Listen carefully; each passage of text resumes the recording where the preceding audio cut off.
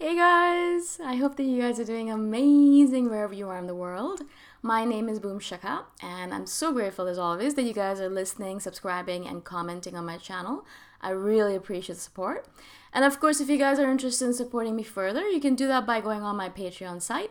The link is in the description below. And of course, you can give me any amount you want, $1, $5, $20, whatever you prefer. In this video, I wanted to speak to you guys about a question or a comment that Kat left, Kat Sawyer, and she always has the best, most insightful comments on my YouTube channel. So I really wanted to share this one because she actually requested a video, which is very unusual for her. She's never done this before, I believe. And so this is what she said. I wanted to request a video idea. It's probably not really new in its essence, but it's a paradoxical idea that I find really interesting. You've noticed I like paradoxes. INFJ as our own worst enemy and our own best friend. Like how you see a worst case scenario coming and panic horribly over it, maybe getting into analysis paralysis and not acting promptly. But when the disaster actually happens, we can get really calm and deal with it knowing exactly what had to be done. Or how we can talk ourselves in and out of our own depression. I don't know, you can put your own spin on it. All right, so that was actually really funny and interesting and true. As INFJs being their own best friend, but also their worst enemy. It's seriously the paradox of paradoxes. It is the thing that defines us, and it is the reason why a lot of INFJs, I think, in this world are not doing more magnificent, magnanimous things than they already are. Because we are our own worst enemy. We are our own worst critic.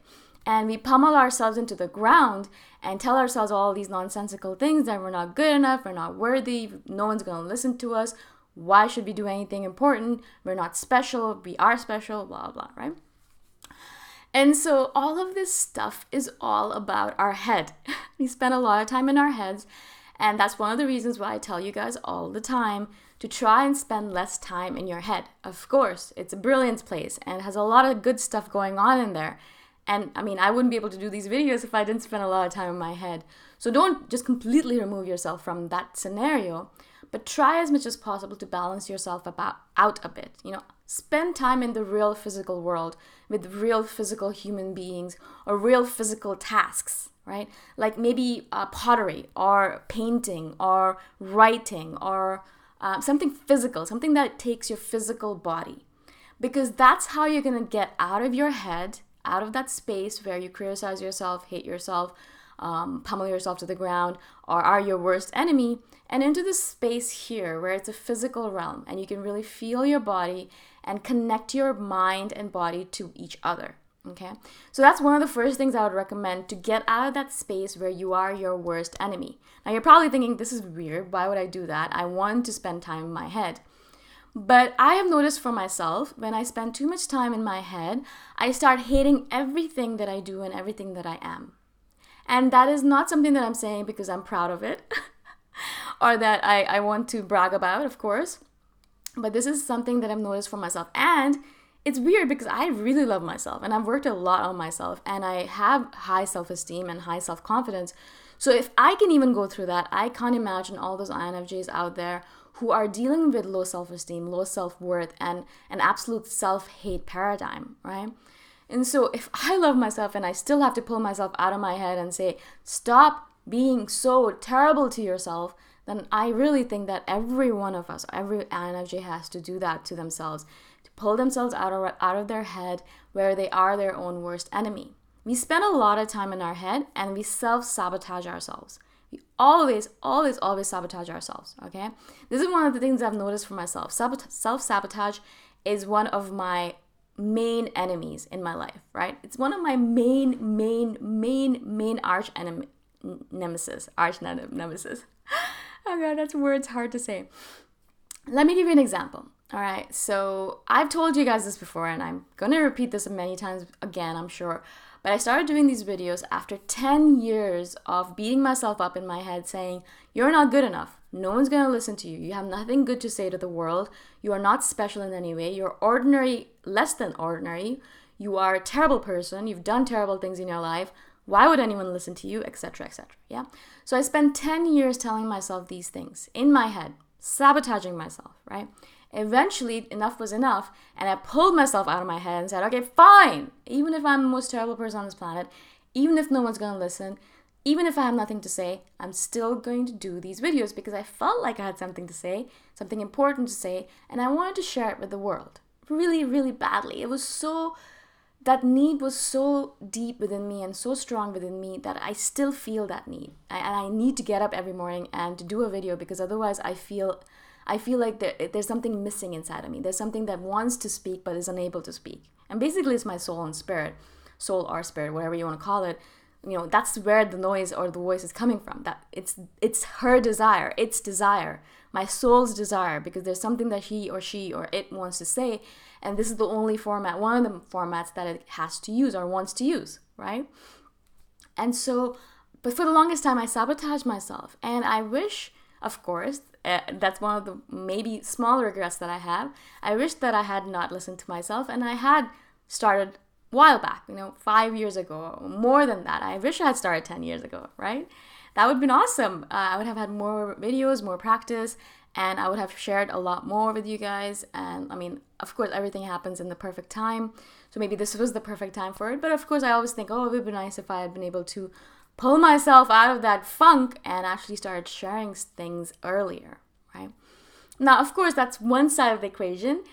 There's the other side of the equation that we are our own best friend as well, right?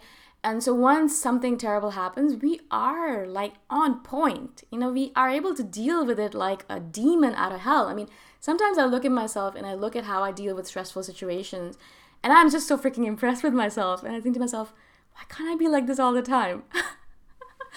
But of course, I'm not like this all the time. And so I'll give you a quick example. I was in a situation a couple of days ago where I was walking past this couple that was having a fight. Now, Thai people don't do that in public, all right? They are very quiet and very serene, but obviously they were physically fighting, okay? There was this woman and man, maybe husband, wife, I don't know. They were physically fighting with each other. And normally, the reaction would be to run far away from the situation, but for some reason I felt really calm about it. And this usually happens to me when I get into situations like this. All of a sudden I get this real sense of peace and calm invading my body, and I feel exactly like I know what I need to do, nothing to worry about, everything is fine, and I can take care of the situation, no problem, right? And I don't know where it comes from, and I'm always like surprised when it does appear. And so I was standing there and I was watching them, and I knew that being watched by a Farang, especially by a foreigner, would be disconcerting to them. They would be upset by it or annoyed or maybe frustrated. And I was like, what am I doing here? Maybe this guy could get violent against me as well. But I was like, no, it's fine. It's good. I can handle it. And so I did. I was just standing there and I was pretending like I was staring around, but they knew I was standing next to them. And then they stopped fighting and they sat down and started talking to each other. It's very random, I know, but that's what happened. And this is a really common situation in my life, in every INFJ's life. I think we are these demons out of hell where all of a sudden we just become so calm. We'll hate ourselves, we'll do all these things in our head, but sometimes we're walking in the physical world and there's panic going on all around us, and we are the ones who are the calmest ones out of all of it, right? We're able to deal with the situation just so calmly that we're like, what is going on with me? Who am I? Who is this person I'm talking to right now, right? And so we have these both aspects to ourselves. Now, of course, we wish that we had less so of the aspect of sabotaging ourselves and being our own worst enemy. But I think that's also a good part of us because it helps us become better individuals. It pokes and prods us, and it is where our perfectionism comes from. It makes us try harder, do more, etc., etc.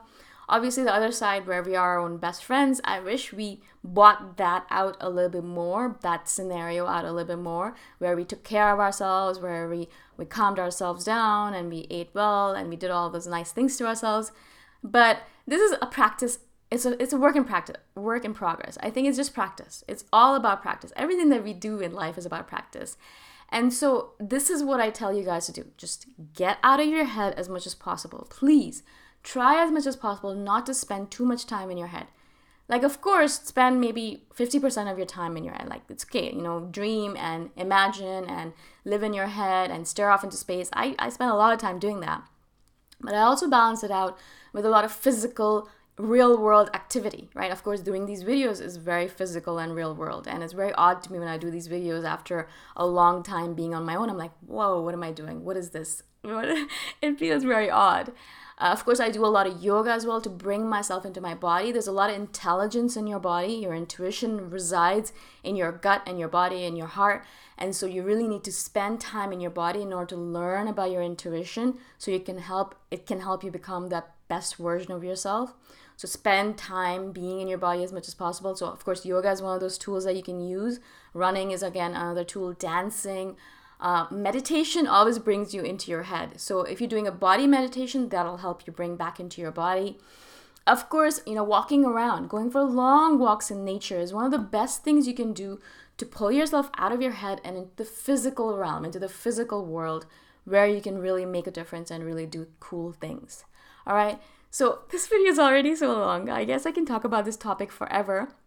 But I hope I kind of answered Kat's question.